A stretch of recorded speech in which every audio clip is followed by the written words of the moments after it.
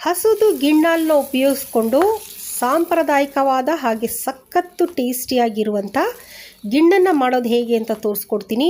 ಈ ಹಾಲಲ್ಲಿ ಬೇಕಾಗಿರೋಷ್ಟು ನ್ಯೂಟ್ರಿಷನ್ಸ್ ಇರುತ್ತೆ, ವಿಟಮಿನ್ಸ್ ಮಿನರಲ್ಸ್ ಎಲ್ಲ ಸಿಗುತ್ತೆ. ಖಂಡಿತ ಈ ರೆಸಿಪಿನ ಟ್ರೈ ಮಾಡಿ ನೋಡಿ. ನಮಸ್ತೆ, ಶುಚಿ ಅಡುಗೆ ಚಾನಲ್ಗೆ ನಿಮ್ಮೆಲ್ಲರಿಗೂ ಸ್ವಾಗತ. ಬನ್ನಿ ಈ ಗಿಣ್ಣಾಲನ್ನ ಮಾಡ್ಕೊಳ್ಳೋದು ಹೇಗೆ ಅಂತ ನೋಡೋಣ. ನನಗೆ ಪರಿಚಯ ಇರೋರೊಬ್ಬರು ಹಸು ಮರಿ ಹಾಕಿದೆ ಅಂತ ಹೇಳ್ಬಿಟ್ಟು 2ನೇ ದಿವಸದ್ದು ಗಿಣ್ಣು ಹಾಲನ್ನ 1 ಲೀಟ್ರಷ್ಟು ಕೊಟ್ಟಿದ್ದರು. ಇದನ್ನು ಸೋಸ್ಕೊಂಡು ಅಳತೆ ಮಾಡ್ಕೊತಾ ಇದ್ದೀನಿ. ನೋಡಿ, 3 ಗ್ಲಾಸಷ್ಟು ಹಾಲಿದೆ.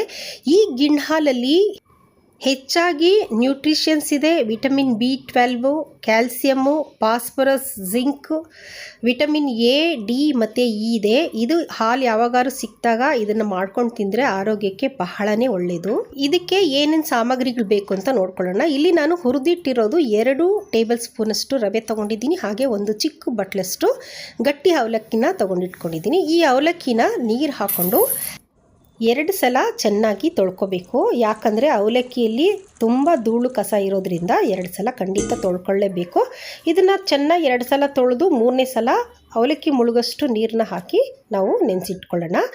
ಈ ಥರ ರುಚಿಯಾಗಿರೋ ಅಡುಗೆಗಳಿಗೆ ದಯವಿಟ್ಟು ಶುಚಿ ಅಡುಗೆ ಚಾನಲ್ನ ಸಬ್ಸ್ಕ್ರೈಬ್ ಮಾಡ್ಕೊಳ್ಳಿ. ನಿಮ್ಮ ಫ್ಯಾಮ್ಲಿಗೆ, ಫ್ರೆಂಡ್ಸ್ಗೆ ದಯವಿಟ್ಟು ಶೇರ್ ಮಾಡಿ. ಹಾಗೆಯೇ ಇಲ್ಲಿ ನಾನು 300 ಗ್ರಾಮಷ್ಟು ಮುದ್ದೆ ಬೆಲ್ಲ ತೊಗೊಂಡಿದ್ದೀನಿ, 20 ಗೋಡಂಬಿ ತೊಗೊಂಡಿದ್ದೀನಿ, ಒಂದು 20 ಒಣ ದ್ರಾಕ್ಷಿನ ತೊಗೊಂಡಿದ್ದೀನಿ, ಹಾಗೆ ಒಂದು 6 ಏಲಕ್ಕಿನ ತೆಗೆದಿಟ್ಕೊಂಡಿದ್ದೀನಿ. ಈಗ ಸ್ಟವ್ ಹಚ್ಚಿ ಈ ಹಾಲನ್ನ ಕಾಯಕ್ಕೆ ಇಟ್ಕೊಳ್ಳೋಣ. ಈ ಹಾಲನ್ನ ಲೋ ಫ್ಲೇಮು, ಮೀಡಿಯಮ್ ಫ್ಲೇಮ್ ಅಂತಲೇ ಇಟ್ಕೊಂಡು ಹಾಲನ್ನ ಕಾಯಿಸ್ಕೋಬೇಕಾಗತ್ತೆ.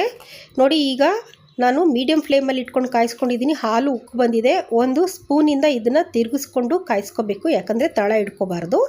ಮತ್ತು ನಾವು ಲೋ ಫ್ಲೇಮಲ್ಲಿ ಇಟ್ಕೋಬೇಕು. ನೋಡಿ, ಲೋ ಫ್ಲೇಮಲ್ಲಿ ಇಟ್ಟಾಗ ಹಾಲು ಕೆಳಗಡೆ ಹೋಗುತ್ತೆ, ಮತ್ತು ಮೀಡಿಯಮ್ ಫ್ಲೇಮಲ್ಲಿ ಇಟ್ಟಾಗ ಹಾಲು ಮೇಲೆ ಬರುತ್ತೆ. ಈ ಥರ 7 ರಿಂದ 8 ಸಲ ಹಾಲು ಉಕ್ಕಿ ಬರಬೇಕು. ಈ ಥರ ಹಾಲು ಕಾಯ್ತಾ ಇರಲಿ.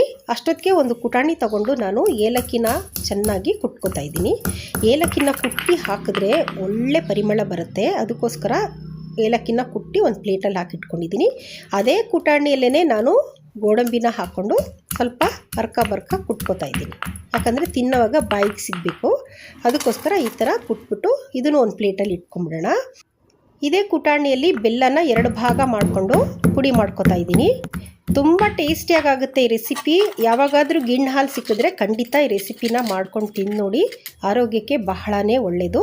ನೋಡಿ, ಬೆಲ್ಲನೆಲ್ಲ ಪುಡಿ ಮಾಡಿ ಒಂದು ಪ್ಲೇಟಲ್ಲಿ ಹಾಕಿಟ್ಕೊಂಡಿದ್ದೀನಿ. ಈಗ ಹಾಲು ನೋಡಿ, ಇದು 8ನೇ ಸಲ ಹಾಲು ಕುದೀತಾ ಇರೋದು. ಸಿಮ್ಮಲ್ಲಿ ಇಟ್ಬಿಟ್ಟು 1 ಚಿಟಿಕೆಯಷ್ಟು ಉಪ್ಪು ಹಾಕ್ಕೊಂಡು ನಾವು ಪುಡಿ ಮಾಡಿಟ್ಕೊಂಡಿರೋ ಬೆಲ್ಲನ ಹಾಕ್ಕೊಂಡು ಮೀಡಿಯಮ್ ಫ್ಲೇಮಲ್ಲಿ ಇಟ್ಕೊಂಡು ನಿಧಾನಕ್ಕೆ ಈ ಥರ ಸ್ಪೂನಲ್ಲಿ ತಿರುಗಿಸ್ತಾ ಕರಗಿಸ್ಕೊಳ್ಳೋಣ. ಹಾಲು ನೋಡಿ, ಬೆಲ್ಲ ಹಾಕಿದ ತಕ್ಷಣ ಕಲರ್ ಎಷ್ಟು ಚೆನ್ನಾಗಿ ಚೇಂಜ್ ಆಗಿದೆ ಅಂತ ಹೇಳ್ಬಿಟ್ಟು. ಈಗ ಇನ್ನೊಂದು ತೋರಿಸ್ಬೇಕು ನಾನು. ನೋಡಿ, ಹಾಲು ಒಡೆದಿದೆ. ಇವಾಗ ಬೆಲ್ಲ ಹಾಕಿ ನಾವು ಕರಗಿಸ್ತಾ ಇರುವಾಗ ಹಾಲು ಒಡೆಯುತ್ತೆ. ಹಾಲು ಕೆಟ್ಟೋಗಿದೆ ಅಂತ ಹೇಳ್ಬಿಟ್ಟು ಚೆಲ್ಬಿಡ್ಬೇಡಿ. ಯಾಕಂದರೆ ಗಿಣ್ಣು ಹಾಲು ನಾವು ಸ್ವೀಟ್ ಮಾಡಬೇಕು ಅಂದರೆ ಈ ಥರ ಹಾಲು ಲೈಟಾಗಿ ಒಡಿಬೇಕು. ಆವಾಗಲೇ ಗಿಣ್ಣು ಹಾಲದು ಟೇಸ್ಟು ಸಖತ್ತಾಗಿರುತ್ತೆ.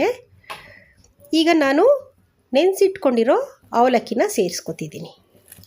ಇದೊಂದು 10 ನಿಮಿಷ ನೆಂದಿದೆ, ಮೆತ್ತಗಾಗಿರುತ್ತೆ. ಒಂದು 4 ರಿಂದ 5 ನಿಮಿಷ ಇದನ್ನು ನಾವು ಬೇಯಿಸ್ಕೊಂಡ್ರೆ ಸಾಕು. ಅವಲಕ್ಕಿ ಚೆನ್ನಾಗಿ ಬೆಂದ್ಬಿಡುತ್ತೆ. ತಳ ಹಿಡಿಬಾರ್ದು ಅಂತೇಳ್ಬಿಟ್ಟು ನಾವು ಸ್ಪೂನಲ್ಲಿ ಆಗಾಗ ತಿರುಗಿಸ್ಕೊತಾ ಇದನ್ನು ಬೇಯಿಸ್ಕೊಬೇಕಾಗತ್ತೆ. ನೋಡಿ, ಈಗ ನಾನು ಹುರಿದಿಟ್ಕೊಂಡಿರೋ 2 ಟೇಬಲ್ ಸ್ಪೂನಷ್ಟು ರವೆನ ಸೇರಿಸ್ಕೊತಾ ಇದ್ದೀನಿ. ಮತ್ತು ಇದನ್ನು ಒಂದು ಸ್ವಲ್ಪ ಹೊತ್ತು ಈ ಥರ ನೀಟಾಗಿ ಮಿಕ್ಸ್ ಮಾಡ್ಕೊಳ್ಳೋಣ. ನೋಡಿ, ಈ ಥರ ಮಿಕ್ಸ್ ಮಾಡಿಕೊಂಡು ಏಲಕ್ಕಿ ಪುಡಿನ ಸೇರಿಸ್ಕೊತಾ ಇದ್ದೀನಿ. ಏಲಕ್ಕಿ ಪುಡಿನ ಸೇರಿಸ್ಕೊಂಡು ಚೆನ್ನಾಗಿ ಈ ಥರ ಮಿಕ್ಸ್ ಮಾಡ್ಕೊಳ್ಳಿ. ಒಳ್ಳೆ ಘಮ ಬರ್ತಾಯಿದೆ. ಕುಟ್ಟಿ ಹಾಕೋದ್ರಿಂದ ಏಲಕ್ಕಿ ಪುಡಿದು ಪರಿಮಳ ತುಂಬ ಚೆನ್ನಾಗಿ ಬರುತ್ತೆ. ಹಾಗೆ ರೆಸಿಪಿ ಕೂಡ ಸಖತ್ತು ಟೇಸ್ಟಿಯಾಗುತ್ತೆ. ಈಗ ನಾವು ತಟ್ಟೆ ಮುಚ್ಚಿಬಿಟ್ಟು ಒಂದು 3 ರಿಂದ 5 ನಿಮಿಷಗಳ ಕಾಲ ಇದನ್ನು ಬೇಯಿಸ್ಕೋಬೇಕು. ರವೆ ಬೇಯಬೇಕಲ್ಲ, ಅದಕ್ಕೋಸ್ಕರ. ನೋಡಿ, ತಟ್ಟೆ ತೆಗೆದಿದ್ದೀನಿ. ಒಳ್ಳೆ ಘಮ ಬರ್ತಾಯಿದೆ. ಈಗ ಒಂದು ಸಲ ಇದನ್ನು ಮಿಕ್ಸ್ ಮಾಡ್ಕೊಳ್ಳೋಣ. ನೋಡಿ, ಕನ್ಸಿಸ್ಟೆನ್ಸಿ ಇಷ್ಟಿದ್ರೆ ಸಾಕು. ಆರಿದ ಮೇಲೆ ಮತ್ತೆ ಸ್ವಲ್ಪ ಗಟ್ಟಿಗಾಗುತ್ತೆ. ಈಗ ನಾನು ಮನೆಯಲ್ಲೇ ತಯಾರಿಸಿರೋ 1 ಟೀ ಸ್ಪೂನಷ್ಟು ತುಪ್ಪನ ಹಾಕೋತಿದ್ದೀನಿ. ತುಪ್ಪ ರೆಸಿಪಿ ಬೇಕು ಅಂದರೆ ನನ್ನ ಚಾನಲಲ್ಲಿ ಹೋಗಿ ಹೋಮ್ ಮೇಡ್ ತುಪ್ಪ ಅಂದ್ಬಿಟ್ಟು ನೀವು ಟೈಪ್ ಮಾಡಿದ್ರೆ ತುಪ್ಪ ರೆಸಿಪಿ ಸಿಗುತ್ತೆ, ನೋಡಿಕೊಂಡು ಮಾಡ್ಕೊಳ್ಳಿ. ಈಗ ಇದಾಗಿದೆ, ಸ್ಟವ್ನ ಆಫ್ ಮಾಡ್ಕೊಂಬಿಡೋಣ.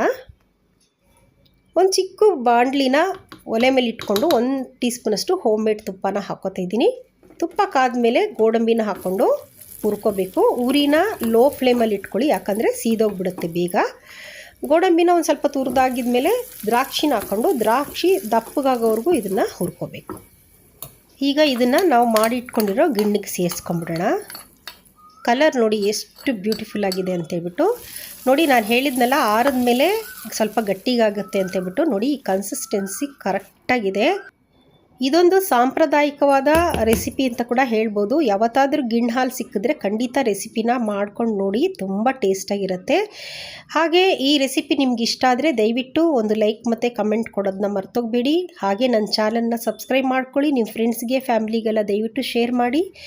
ನನ್ನ ಚಾನಲ್ನ ಸಬ್ಸ್ಕ್ರೈಬ್ ಮಾಡ್ದಿರ ನೋಡ್ತಾ ಇರೋರು ದಯವಿಟ್ಟು ನನ್ನ ಚಾನಲ್ನ ಸಬ್ಸ್ಕ್ರೈಬ್ ಮಾಡ್ಕೊಳ್ಳಿ. ನೆಕ್ಸ್ಟ್ ರೆಸಿಪಿ ಜೊತೆ ಸಿಗ್ತೀನಿ. ಅಲ್ಲಿವರೆಗೂ ಟೇಕ್ ಕೇರ್, ಬಾಯ್.